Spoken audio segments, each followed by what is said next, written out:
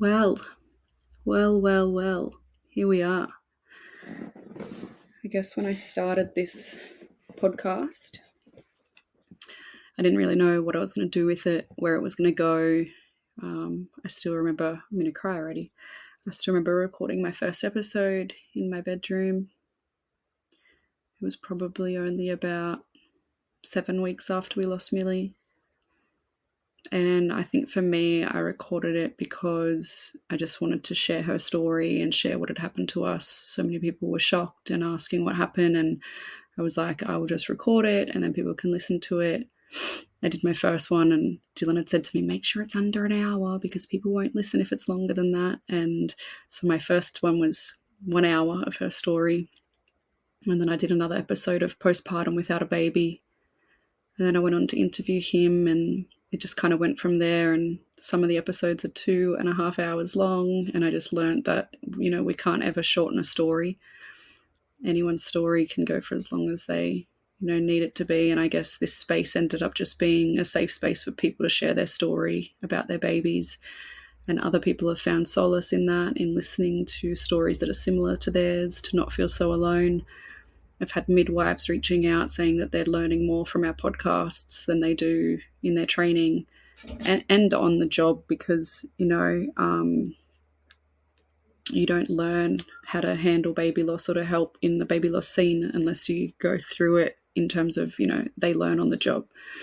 So, I guess I want to thank all of the brave mums and dads that shared their stories to educate others, to help heal their own hearts, to speak about their babies. Thank you for trusting me in this space. And I guess this is probably, this might even be coming to a shock to some people that I'm kind of doing my last episode and I'm calling this season 1. I'm just going to wrap everything up in a season for now because I do want to leave it open that I do think I'll come back and do podcasts again. But for me, we had a miscarriage a couple of weeks ago.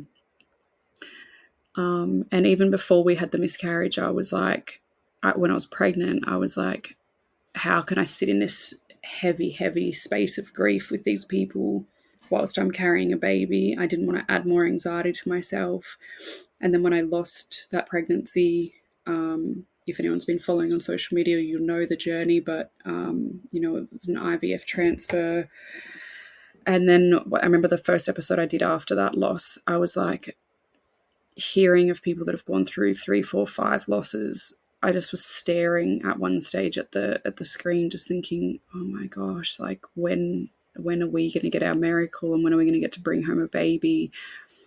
And I just made the decision, that I just have to step out of this heavy, deep grief space right now for my own mental health.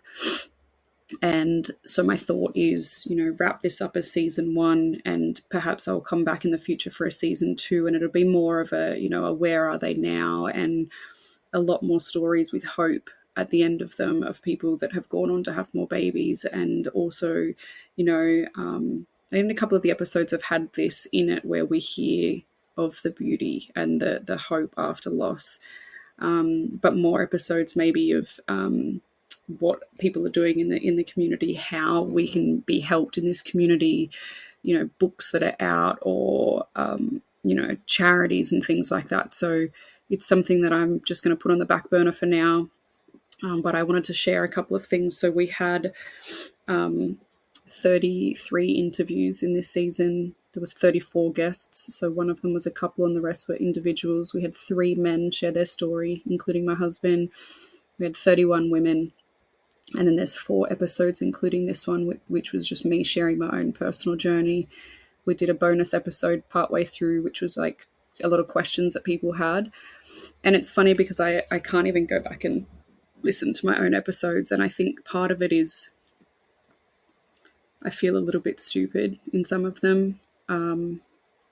My version of what happened with us and my pregnancy with Milli and then the birth that followed and everything that happened has definitely changed over the last year. I guess my rose-coloured glasses around the team that I had and the people that I trusted have probably come off. And, I guess more about that will come out over time. But so I listened back to my story and what I used to say and I'm like, fuck, that was just, I was just fed what I believed was what I'd been fed. And so, yeah, read between the lines. But I guess for me, one thing that I do want to educate so many people on is like to trust your instincts.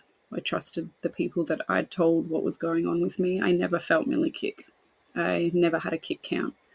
And even the other day I found a piece of paper in all of my notes that I was getting from the hospital, getting from my OB, and, it would say, count the kicks and do this and, you're normal and stuff like that. And I was like, I never, ever had a kick count. And she came out not kicking, not moving. And so for so long, I would just stress my concerns and they were never listened to. And I was always told that, this is your first pregnancy, you don't know what to feel for, you have an anterior placenta, it's normal not to feel them. It's normal to feel kicks later in your pregnancy when you have an anterior placenta, but it's not normal to never feel them move. So, there's a couple of people I follow on Instagram at the moment who are pregnant, and one of them has an anterior placenta at the moment, and she just put a little video up the other day of baby kicking, and I thought, fuck, I knew that it was wrong, but you just keep getting told like you don't know. But we do know. We do know. We are the mothers. We are the ones carrying that child. We know.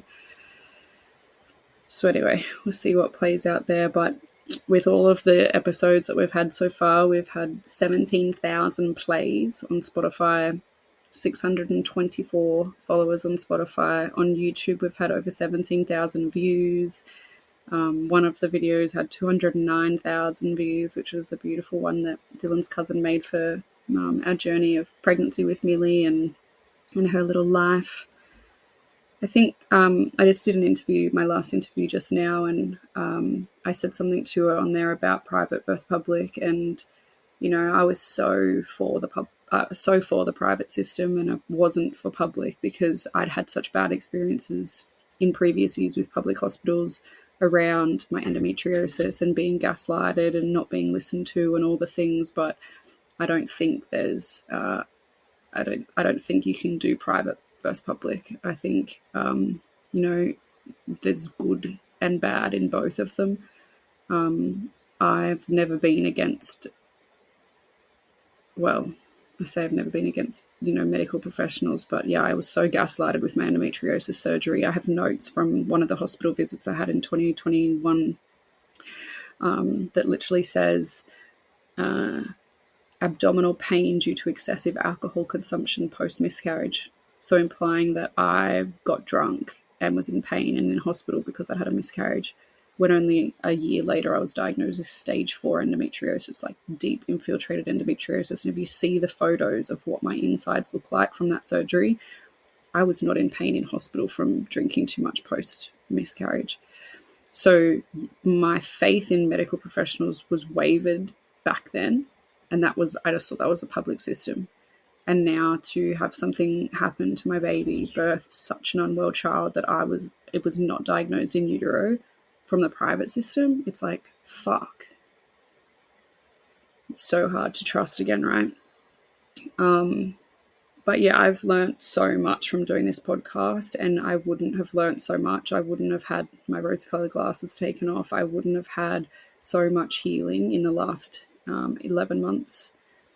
It's Milli's first birthday next week, and so randomly, very randomly, not a coincidence, but this podcast episode is going to come out on her birthday, which we didn't plan that. I had other episodes booked in, and some of the girls have had to cancel in the lead up, etc. And so it's just perfectly aligned that this episode is going to come out on her first birthday.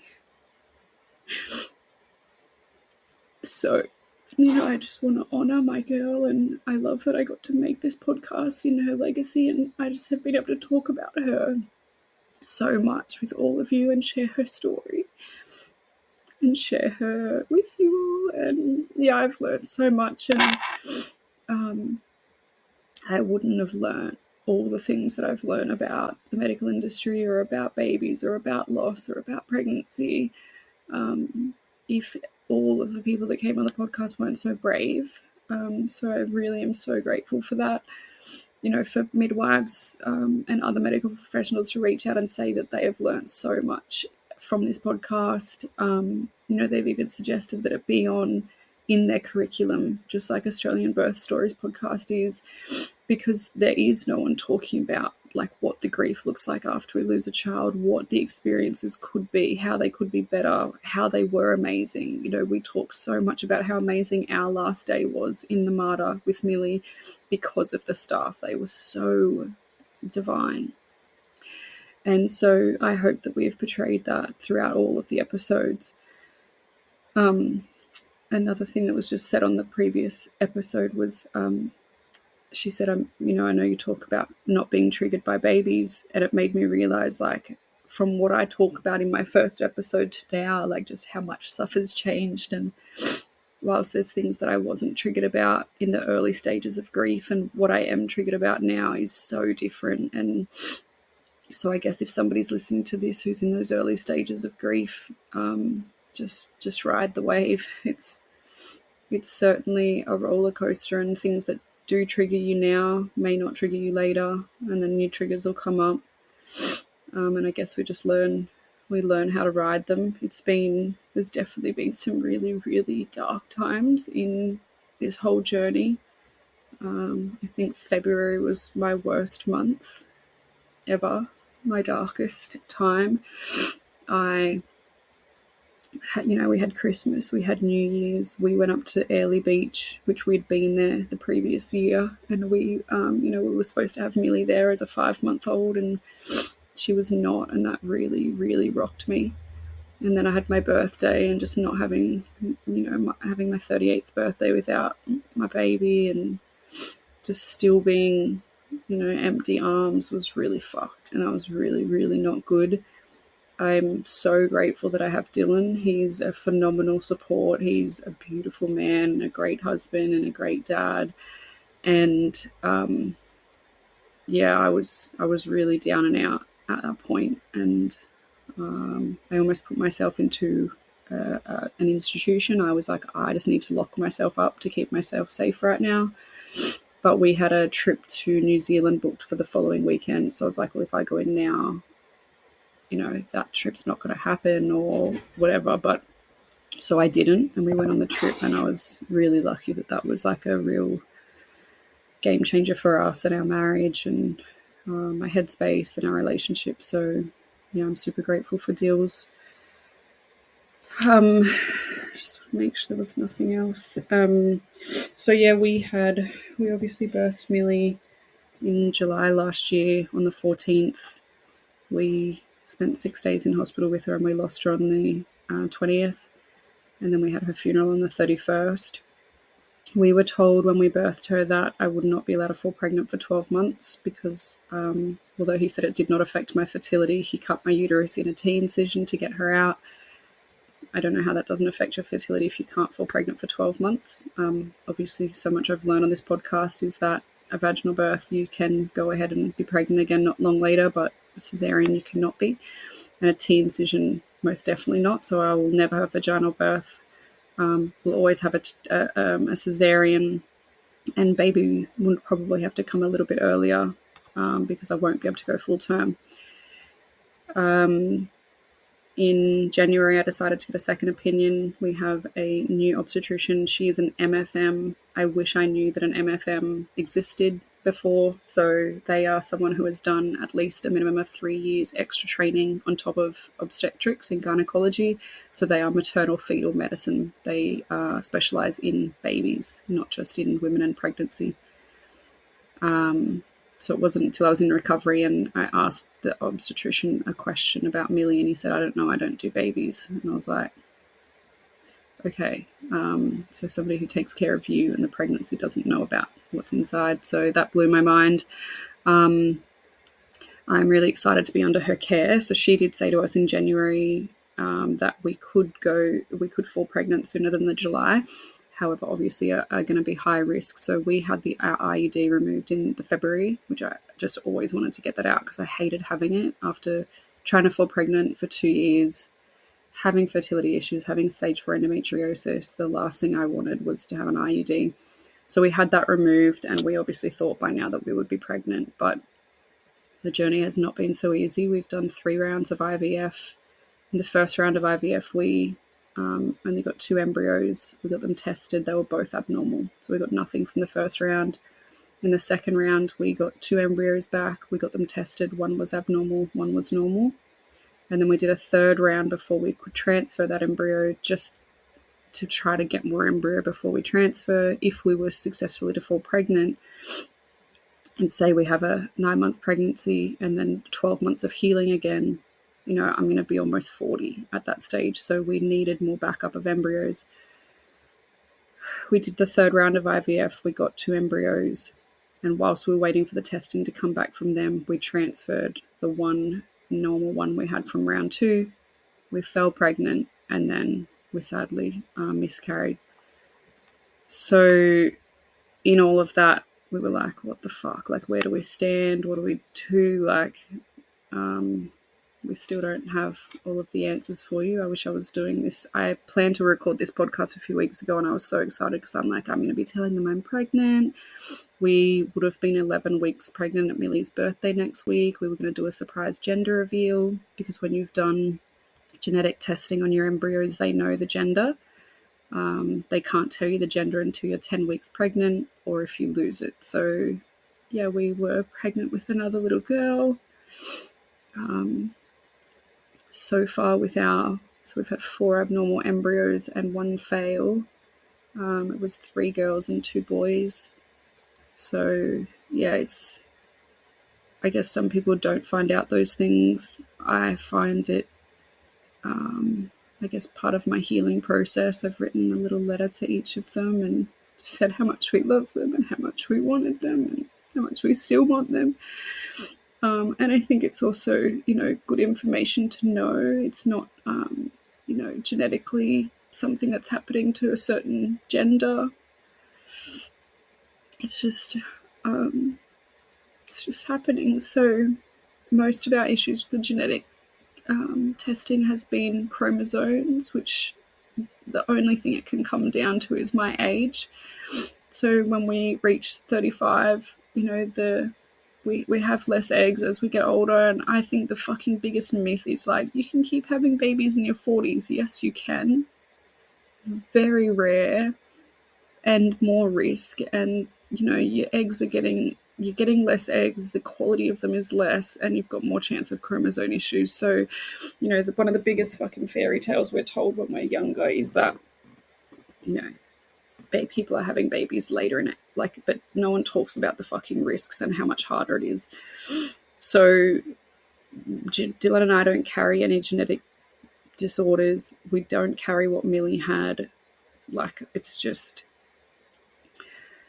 we went in for our review last week after we'd had the miscarriage, or they would probably more call it a chemical pregnancy. So it was held and then it didn't. And I was thinking the same as what the fertility specialist said, but he kind of looked and he said, I don't want to put this down to just bad luck.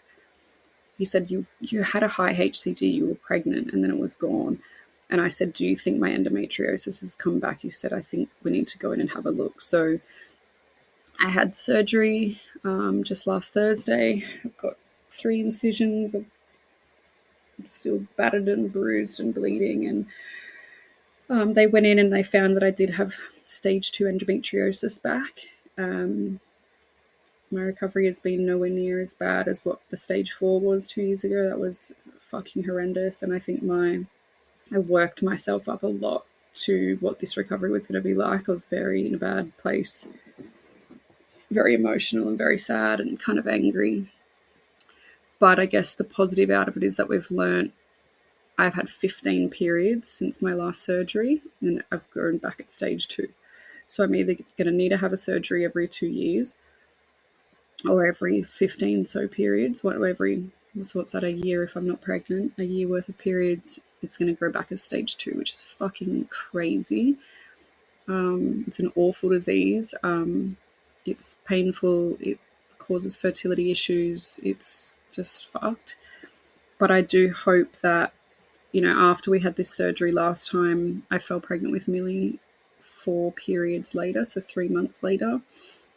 And within this surgery as well, he also did what's called PRP. So it's a new treatment where they take your blood And then you might have seen it's been all over the news lately, but they basically spin the blood and take out the most pure forms of plasma and platelets, and then they inject it into my ovaries. So it's essentially reversing the signs of aging. So if age is the issue with my eggs and my fertility, reversing those signs should be what we need to make this successful. So we actually have an appointment with our fertility specialist tomorrow. He is my surgeon as well. So this episode is probably going to leave you guys hanging a little bit. We don't know what our next steps are. But we have one good embryo in the freezer. I've just had the surgery. I'm not allowed to do IVF for 2 months. I do know that. We can try naturally for 2 months, or we can do IUI, but I'm so scared of that. Like, what if we fell pregnant, and then what if it has a chromosome issue, and then what if we had to terminate? And yes, I'm more aware of all of these stories because I've, interviewed this many people that have gone through that same thing. I'm just so scared. I'm so scared. But also I'm just trying to not, I'm just, I reached out to my new obstetrician and I said to her, like, what do you think of trying naturally? And she said, Rochelle, there's risks in all of it. There's risks in IVF. There's risks in trying naturally. IVF doesn't guarantee you a baby, nor does it guarantee that there are no issues. Even if it's genetically tested, things can still go wrong. And she said, I think you try naturally. So we will wait and see what the IVF specialist says tomorrow. We will follow his lead. I think I know what we want to do. I don't think he'll say to transfer the embryo just yet because, that one embryo is so precious. And that's what he said about the about the lap surgery. He said, your embryos are so precious, you don't have many. So I don't want to just put your last miscarriage down to bad luck and let's just transfer this and see. Let's go in, operate, see what's going on inside, freshen up everything. So I don't think he will want to transfer it just yet while I'm still healing. And whilst we don't have any others, I would say he will say, try naturally for the next 2 months or do IUI, then do another round of IVF to try to get better embryos, and then we'll transfer the one we have. Obviously, if we haven't fallen in that 2 months. So the success rate of PRP, they've done over 110 patients since October last year, and they've had a 30% increase in spontaneous pregnancies, not just IVF pregnancies. So people are falling pregnant naturally who did 10 and 11 rounds of IVF. I am so hopeful. Yes, I'm scared, totally. We went into that last pregnancy so faithful and so confident. So confident. I even found this yesterday. I'm cleaning up Milli's room. I literally had gone out and already started buying boy clothes. I didn't even know what gender I was having, and we were literally 5 weeks pregnant. Joke's on me because it came back a girl. But so crazy. That's how hopeful we were. What the heck? So I know that whether I go into this with fear or whether I go into it with hope, I've got no control over it. I do know that. But I do see us bringing home baby for sure. I see us having a baby. I really do. I just don't know when. I still see myself being pregnant this summer. When we were pregnant with that one, the due date was between, and this is why I feel fucking stupid sometimes. The embryo was number 11 in that cycle. We would have been 11 weeks on Milli's birthday, which her numbers are 1111. We were due between our 6-year anniversary and my birthday. It was just all these things that I was like, it's so perfect, it has to be. And then it wasn't. And I was like, fuck. But I can still imagine myself being pregnant this summer. I really hope that's true. I also imagine myself being pregnant at my friend's wedding in May, and that wasn't true. So I don't fucking know. To be fair, I don't know. So I'm just surrendering, letting it all go. I don't fucking know anymore. I don't know.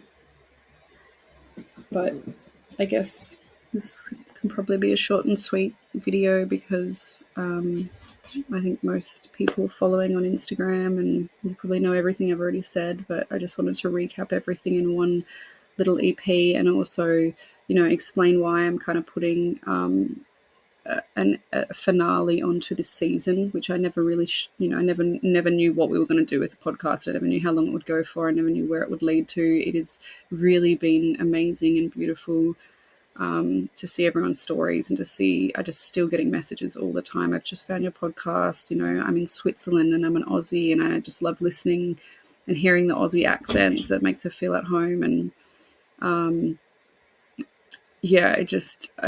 do hate hearing from new lost mums, but also love that they're finding our community so quickly. I've written a little book. It's an ebook at the moment, so it's on littlelifebigloss.com.au/ebook. It is to send to anyone who is experiencing baby loss for them to speak over their babies. And at the end of the book, it gives them resources to where they can find or find the podcast, find the website. They can order an anxiety necklace for free. The book is free. It's all like through the donations that you guys have all sent in on Little Life Big Loss since we launched it. If anyone wants to donate, which would help me send out more of the necklaces and things, please do. But already we've been so blessed. I've been able to pay the producer of the podcast for the last 34 episodes, which has been so helpful. I could not have done it without her. I definitely couldn't do it alone. YouTube is still there. You can watch all of the interviews. And just because the season's wrapping up doesn't mean you can't go and listen to all of the episodes and share them. Like, I feel like we've had such an amazing variety of stories that like no stone was left unturned. We've had twins, we've had termination for medical reasons, we've had fucking everything. Like, I just feel like there is everything. I had one girl reach out this week and her story was very different and she wanted to share and unfortunately I told her that the season was ending and that we weren't taking applications at the moment. But I feel like there has always been a way that I can message someone and be like, you should listen to this person's story, or you'd really resonate with this. Or if you go onto the podcast, you can search, whatever it is. There's stillborns and just so fucking much. It's mind blowing what we have all been through, and so different, and the hurt and the pain and how we still get through. I think chatting to a new mum the other day who's only 3 weeks into her losing her little boy, and I just remember those early stages, and I just said to her, like, the tunnel is really dark at the beginning, but I promise it does get better. Like, and here I am sitting a year later crying, and but the heaviness does lift, and we don't even have our miracle in our arms, and we don't know what this journey is going to look like for us. But I still feel like there are definitely more brighter days and darker days than there are in that early stages. So I just hope that this gives hope to somebody who is in the early stages. Just hold on tight. Hold on tight. Seek help. See a psychologist. See a counsellor. Speak to somebody. Don't do it alone. Communicate.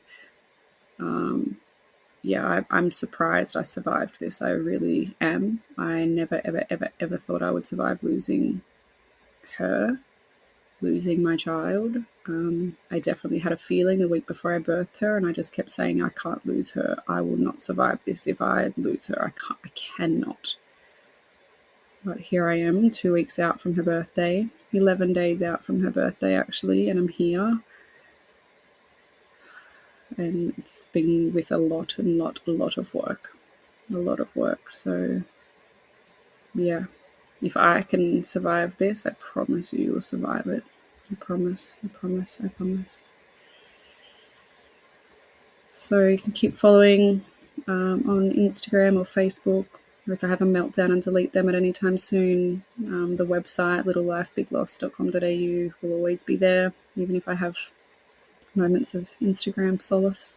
Social media, what are they called? Social media detox. I just have to get rid of it sometimes. But yeah, I want to thank everyone who's been on the podcast, everybody who's listened to the podcast, everybody who donates, anyone who's bought t-shirts or anxiety necklaces, anybody who shares the ebook. Please share that book. I think it's really beautiful. I really love. I can't wait to see photos that Heartfelt have taken with it of somebody reading that book over their baby. My gosh.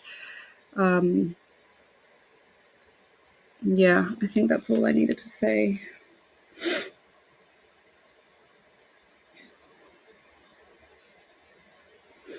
Even just in the last 30 days, there was 23,279 searches on Spotify for Little Life Big Loss, which is so crazy. Yeah, it's been so educational. You've helped me. You continue to help others. Keep sharing it. I know there's people who wanted to share who are in legal proceedings that couldn't. I'm sure over time we're going to learn about those. I'm sure there could be a whole season on that. But yeah, stay strong. Keep talking about your babies. Keep sharing their name. They are definitely around us. Keep praying for us. I'm struggling to pray. I'm struggling to keep believing in God. I'm not struggling to stay hopeful. I have hope, but I think my faith is definitely wavering. I'm like, we are really good fucking people, and we are incredible parents, and we will make incredible Earthside parents, so why the fuck haven't we been blessed with that yet? That's probably my final note.